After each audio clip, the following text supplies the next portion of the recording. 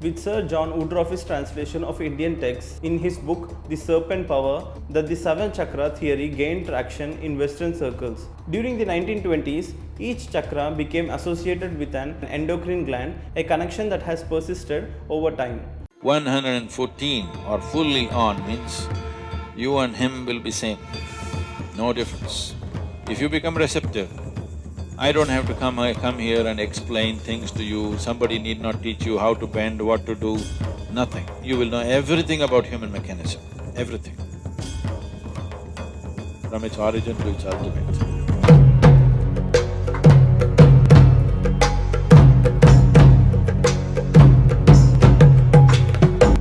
Namaskar, Sadhguru. I wanted to know, how does the Guru transfer the yogic knowledge or information by means of transmission? The mechanics of it? The mechanics of that. How is it done? Like a cordless microphone, you know. See, without being wired, you're able to transmit. You're quite capable. It's happening, isn't it? So how? See, of the 114 chakras that are there in the body, a chakra literally means a wheel. But what we are referring to is the junction points of the nadis or the energy pathways in the body. These pathways always meet in the form of a triangle. A wheel means a circle. Definitely triangular wheels are more jazzy, isn't it? Would it look better? They always meet in the form of triangles, but we call them a chakra because when we see in somebody, we see it more as a circle because it's radiating a certain dimension of energy. Because it's radiating, all radiation always happens in circular form. You may throw a triangular stone into a lake, still the ripples are circular, isn't it? Just like that, this may be a triangle, but when we see it, it is circular. And another thing is, it suggests movement from one dimension to another. We say it's a chakra because it takes you across. So there are 114 chakras in the system, major chakras, there are more. Major chakras which can be worked upon are 114. Out of this 114, 2 are outside the physical body, 112 are within the body. Out of this 112, 4, there is nothing much to do about them. That is, if you work the other things, these things will happen by themselves. They don't need any system to be worked upon. So 108 are the things that can be actually worked upon. So there are 114 systems of meditativeness. Adiyogi taught 112 different ways to realize. So, when he sat down with the 7 sages, the Sapta Rishis, he was expounding as to how the human mechanism functions. And there are 114 out of these 112. So he spoke about 112 ways of attaining one's ultimate nature. Parvati, his wife, who was a witness to this teaching, she's already attained, but now she's a witness.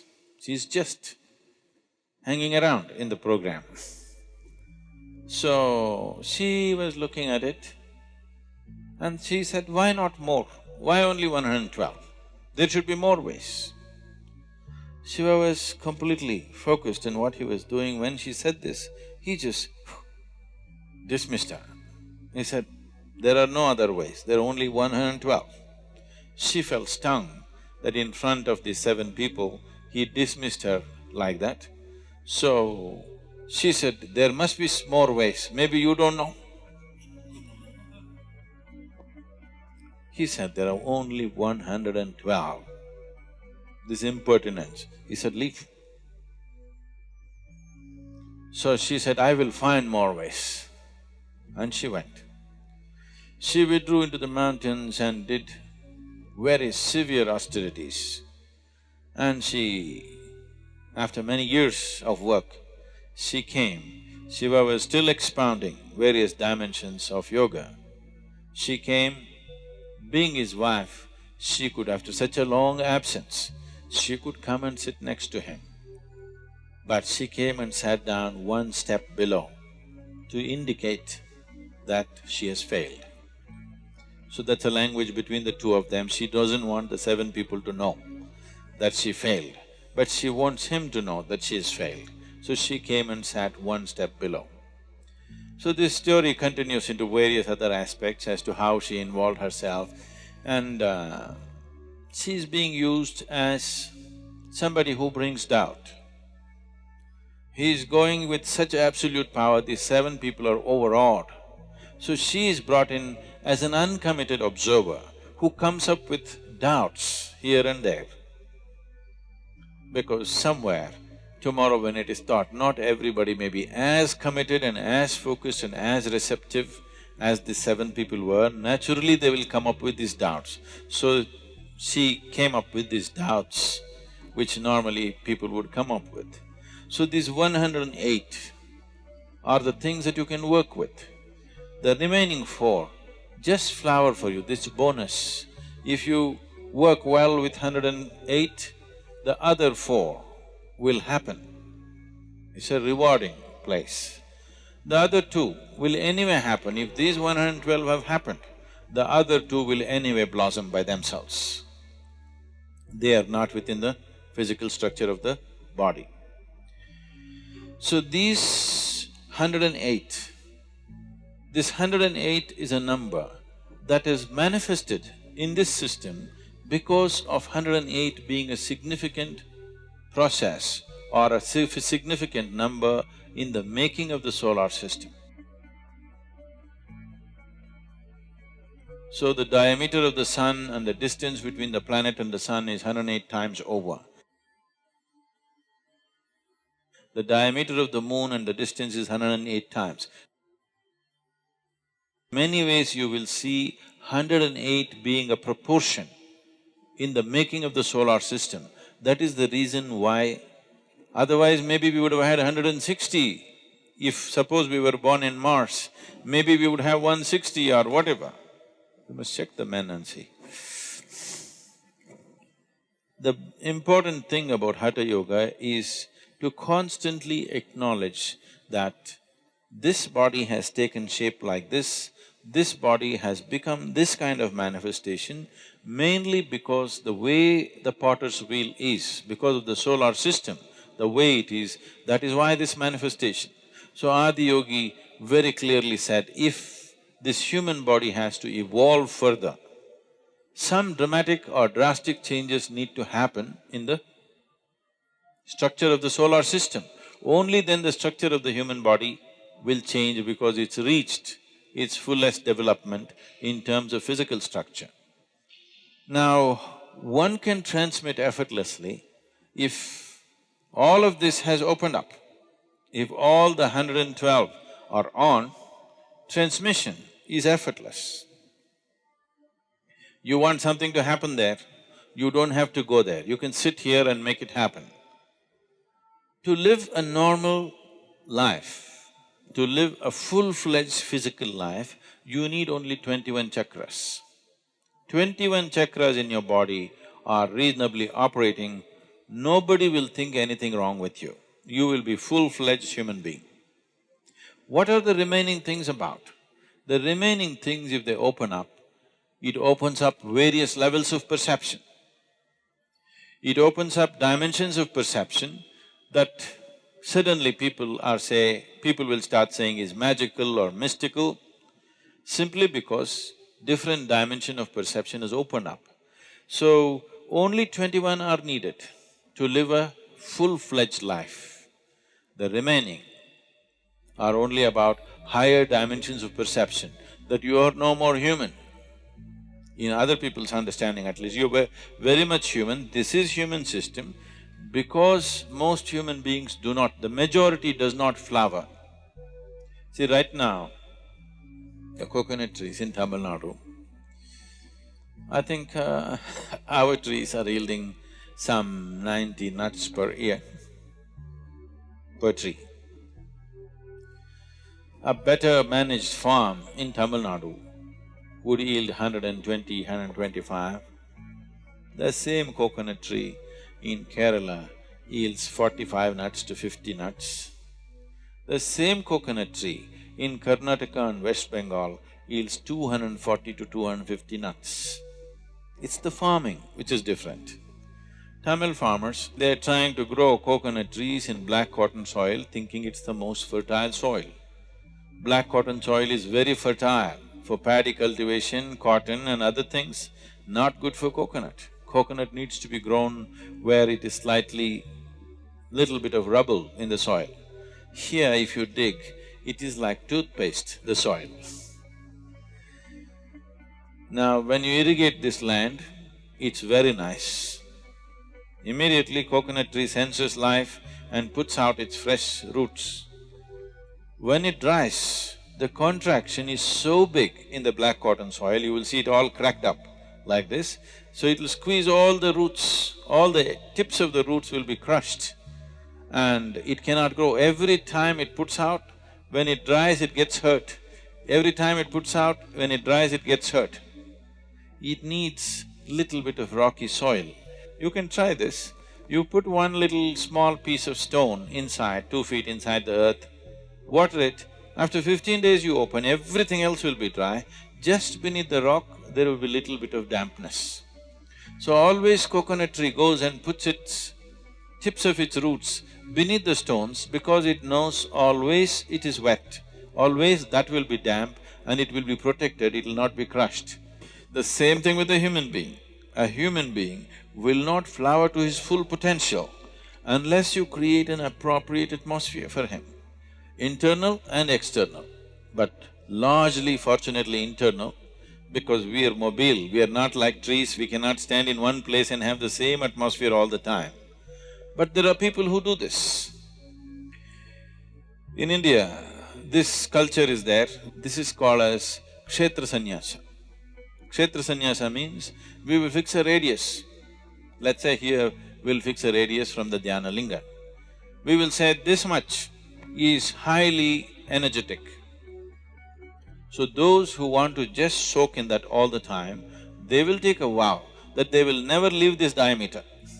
This radius, they will not leave and go, they will always be in that only. This is a simple intelligence, like a coconut tree, if it decides to trek up the mountain.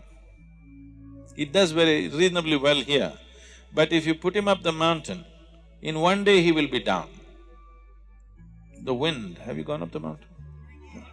If you go to the seventh hill, almost any season, wind will be at least like 50 to 60 kilometers.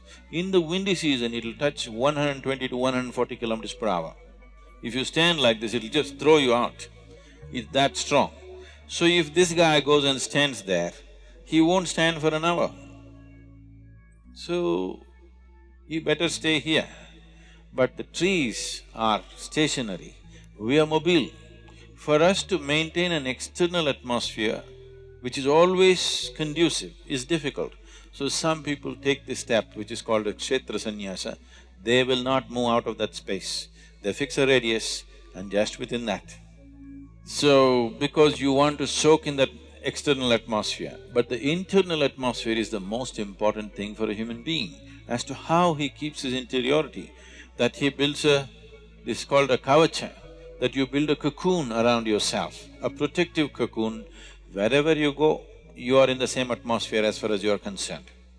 It's like you get into an airplane, it goes up 35,000 feet, definitely your body wouldn't last there. But now you're in a cocoon, a pressurized chamber. Because of that, you manage. The same thing with the submarine. You wouldn't manage that pressure in the sea, but because you protected, you manage. So like this, you create a cocoon of energy around yourself. Wherever you go, you are not a part of it, you are in your own cubicle that you're walking with. You carry your own cubicle, you don't get into anybody's space. You carry your own little space wherever you go. Otherwise, you restrict yourself. But the important thing is that all the chakras are on means you can simply transmit anything that you wish. The problem is always of receptivity. In the past I've been saying this, I have initiated more people into meditativeness Those that I have never met and seen, then people that I sit with and conduct programs with. We've conducted programs at the most for a few million people, but we've initiated many, many more people. They're meditative, but many fools do not know they can meditate. When they sit, not for meditation, they don't even know that they must meditate.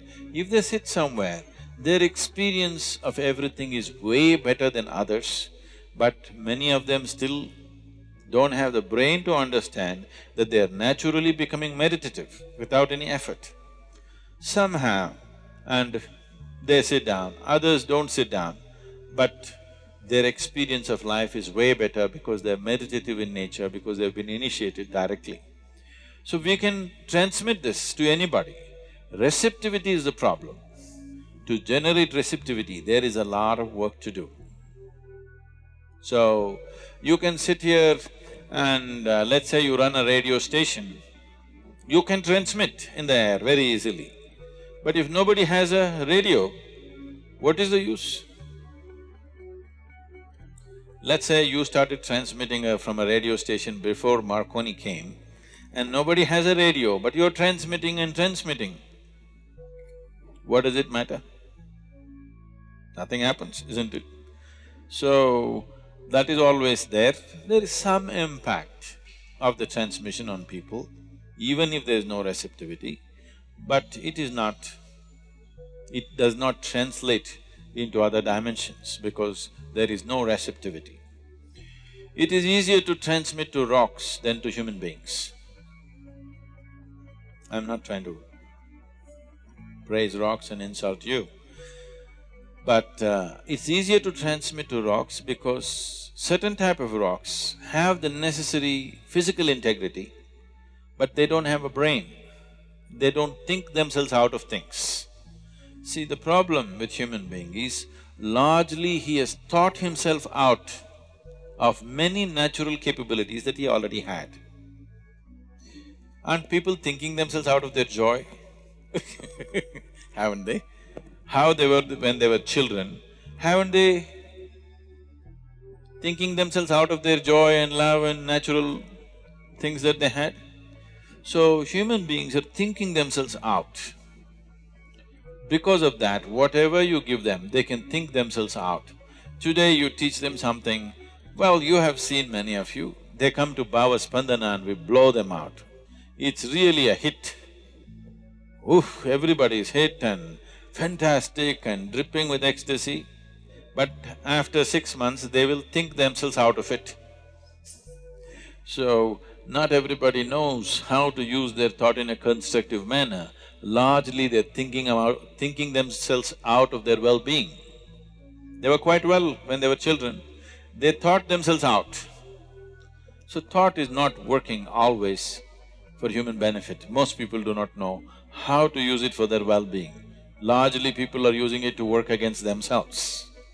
If you activate the energy system to its fullest possibility, transmission is natural. You don't even have to go all the way. If you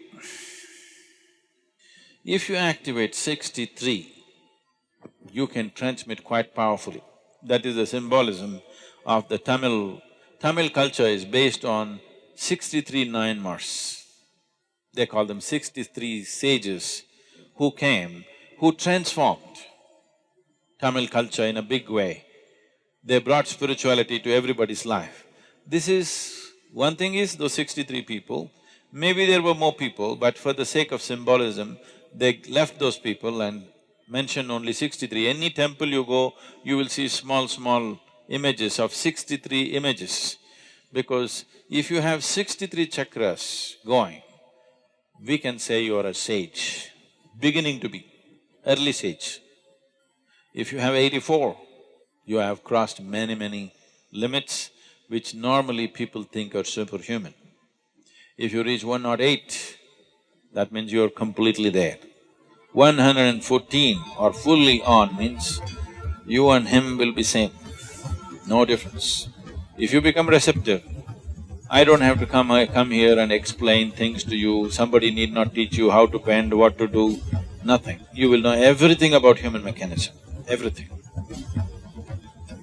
from its origin to its ultimate. The term chakra finds its earliest roots in the Vedas, the ancient scriptures of Hinduism, where it initially denoted the authority and dominion of a ruler, symbolized as the king who turns the wheel of his empire in all directions from a central point.